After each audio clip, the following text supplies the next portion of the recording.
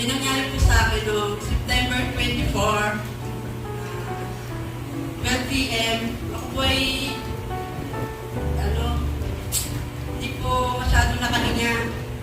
Tapos, nahirapan po ako huminga. Sabi ko, hallelujah, praise the Lord po ako. Kunting oras pong, kunting minuto, bigla po bumalik yung aking paghinga. Kaya, nagpapasalamat po ako sa Panginoon.